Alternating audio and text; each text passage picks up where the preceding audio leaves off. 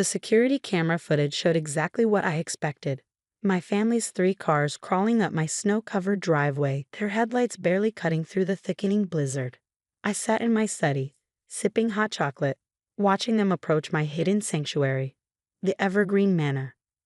5 years ago, they'd made it clear I wasn't worth their time. My crime? Refusing to sell my late grandmother's antique locket to fund my younger sister Emma's destination wedding.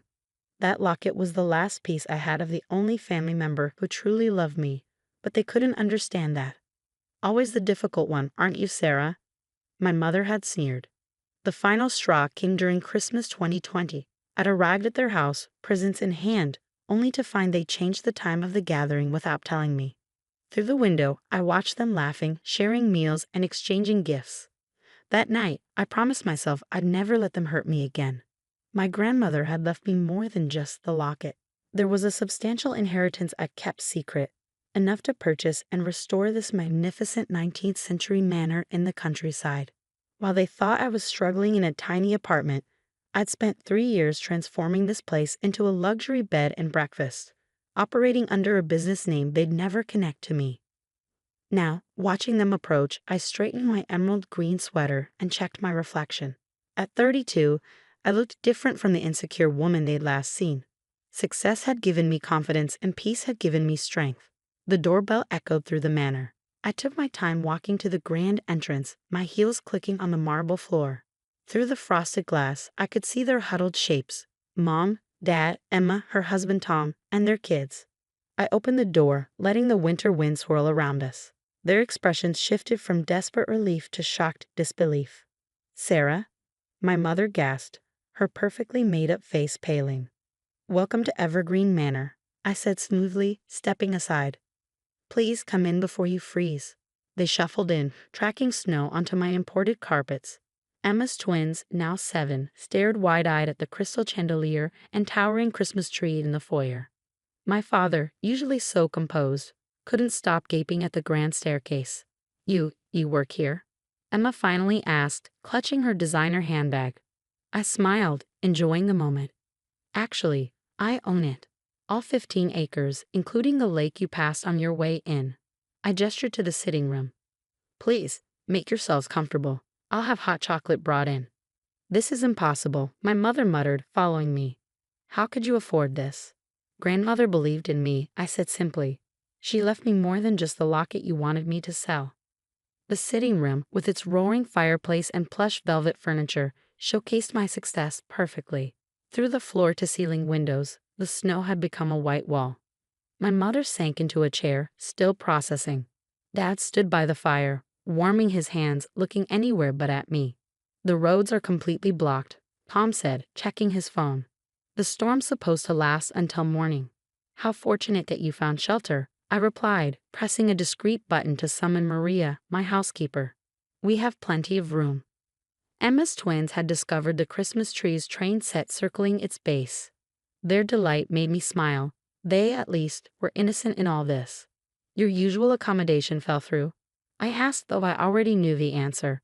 "I bought that property last month specifically to close it for renovations during Christmas."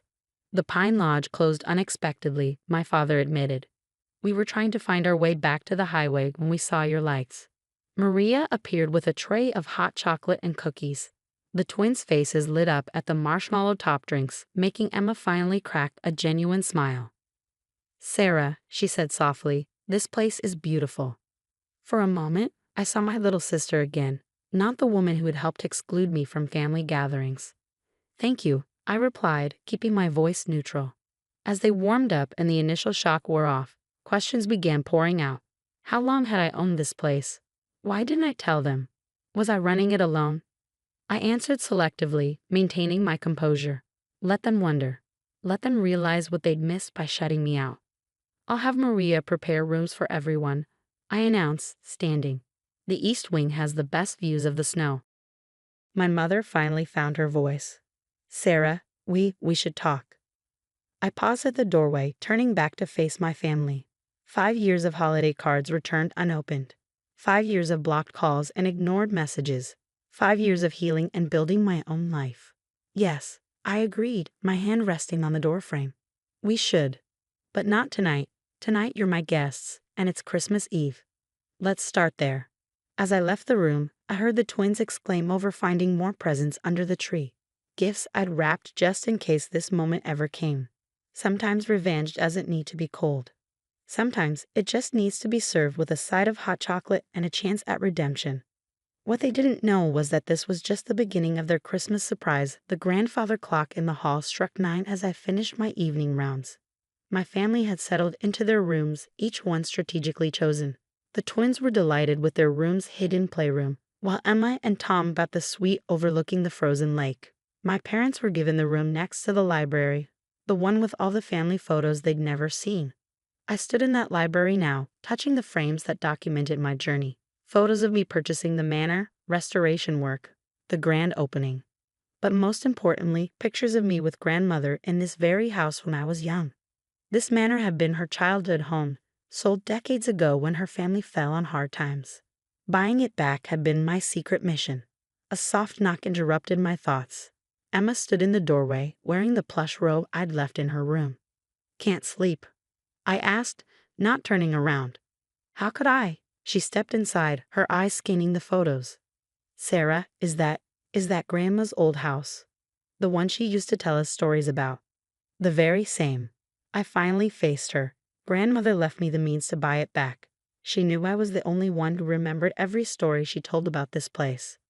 Emma's hand trembled as she touched a photo of the library from the 1950s. The secret door, behind the blue bookcase. Is it still? Still there. I moved to the antique bookcase and pressed a hidden lever. The panel swung open silently, revealing a small reading nook with a window seat. "We used to hide you during summer visits," Emma whispered, tears in her eyes, "before they sold it. And now it's back in the family." I watched her process this information. "Though according to all of you, I'm not really family anymore, am I?" She flinched. "Sarah, about that. These past 5 years were educational," I finished. "I learned who I am without trying to meet impossible expectations." The door opened again, and my mother entered, looking smaller in her borrowed nightgown than I'd ever seen her. "I heard voices," she said, then stopped short at the sight of the photos. "Oh my God." "Hello, Mother." Recognizing the house now. She moved closer to the wall, her hand covering her mouth. "Your grandmother's home." "But how? Why didn't you tell us?" "Would you have cared?" I kept my voice level. "You were too busy with Emma's perfect life to notice mine." "That's not fair," my mother started, but Emma interrupted. "Yes, it is, Mom. We were horrible to her. Over a locket of all things." Emma turned to me. "I was so caught up in my wedding, in what I wanted. I never even asked why that locket meant so much to you." I pulled the locket from under my sweater. "Grandmother gave me this the last time we visited this house together. She told me about growing up here, about the secrets and love these walls held. She made me promise to never let anyone take my dreams away." I opened the locket, showing them the tiny key inside. "This opens her old jewelry box, which is still hidden in this house. I found it during renovations." My mother sat heavily in a leather armchair. "She always said you were the most like her. Strong-willed, independent." "Difficult?" I suggested with a raised eyebrow. "Special," she corrected, surprising me. "I was jealous of your relationship with her. And then after she died, when you wouldn't give up that locket, I let that jealousy poison everything." A log shifted in the fireplace, sending sparks up the chimney. Outside, the snow continued falling, coating the world in silence. "The twins found more presents under the tree," Emma said softly. "Did you? Have you been buying them gifts every year?" I nodded. "They're innocent in all this. I have a whole room of 5 years' worth of presents for them." I kept hoping that we'd find our way back to you, my mother finished. "That you'd want to," I corrected. Emma wiped her eyes. "Do you remember what Grandma used to say about this house at Christmas? 'Magic lives in these walls.'" We all quoted together, then shared a surprised laugh. "She also said something else," I added. "That true family finds its way home, no matter how lost they've been." My mother stood up, smoothing her nightgown with shaking hands. "Are we too lost, Sarah?" I thought about the years of pain, but also about the secret hope that had made me prepare those rooms, wrap those presents, and keep my door unlocked on this snowy night. "That depends," I said carefully. "Are you ready to find your way back?" Emma reached for my hand, and after a moment's hesitation, I let her take it. My mother stepped closer, her eyes on the locket. Maybe, I said. It's time I showed you what's in grandmother's jewelry box. She left something for each of us, you know. I've been keeping them safe, waiting for the right moment. As I led them up the hidden staircase to the attic, I realized that sometimes the best revenge isn't revenge at all. Sometimes it's creating a space where healing can begin, even if that space takes 5 years and a snowstorm to find. But the night wasn't over yet, and the biggest surprise was still to come. Dawn broke over Evergreen Manor, painting the snow-covered grounds in shades of pink and gold. I'd been awake for hours, making final preparations in the grand dining room. The table was set with my grandmother's china, each place setting perfect, just as she taught me. The jewelry box sat at the center of the table, its ornate wooden surface catching the morning light. I'd retrieved it from the attic last night after Emma and Mom had returned to their rooms. Some revelations were meant for the whole family. The twins were first to appear, still in their pajamas, eyes wide at the sight of the breakfast spread. Behind them, Emma and Tom entered, followed by my parents. They all hesitated at the doorway, as if unsure of their welcome. "Merry Christmas," I said, gesturing to the table. "Please sit." As they settled into their seats, I picked up the jewelry box. "Before we eat, I think it's time for grandmother's final gifts." My father spoke for the first time since arriving. "Sarah, we don't deserve." "This isn't about deserving," I interrupted gently. "This is about fulfilling her wishes." I inserted the tiny key from my locket, and the box opened with a soft click. Inside, nestled in faded velvet, lay 5 envelopes and several small boxes. I distributed them, saving mine for last. The twins received matching silver bracelets with their birthstones, though they'd been born years after grandmother's passing. "How did she?" Emma wondered, helping her daughters put on their bracelets. "She knew you'd have children someday. She bought these before she died, trusting they'd find their way to the right people at the right time." My mother's hands shook as she opened her envelope. A delicate sapphire ring fell into her palm, along with a letter. "This was her mother's ring," she whispered. "I always admired it." Dad received her father's pocket watch and a letter that made him turn away, wiping his eyes. Emma found a pearl necklace she'd played with as a child, accompanied by words that made her cry. Finally, I opened my envelope. Inside was a deed and a letter I'd read countless times over the years, but this time I read it aloud. "My dearest Sarah, if you're reading this with our family present, then you've done exactly what I knew you would. You've brought them home. Not just to this house, but to each other. The deed enclosed is to Evergreen Manor. I couldn't bear to see it sold to strangers all those years ago, so I bought it back secretly, waiting for the right moment, the right person, to restore it to its former glory. That person is you, my darling girl. But a home is nothing without family to fill it. Even when they hurt us, even when they lose their way, family is worth fighting for. Your strength isn't just in standing alone. It's in knowing when to open the door and let love back in. The manor is yours, but my final wish is that you'll make it a home for all of you again. All my love, Grandmother." Silence fell over the table, broken only by the twins' quiet munching of toast. My mother reached across the table, taking my hand. "We were so wrong," she said softly. "All these years, we thought you were being stubborn about the locket, but you were protecting something far more precious. You were protecting her legacy," my father added, "while we were too blind to see it."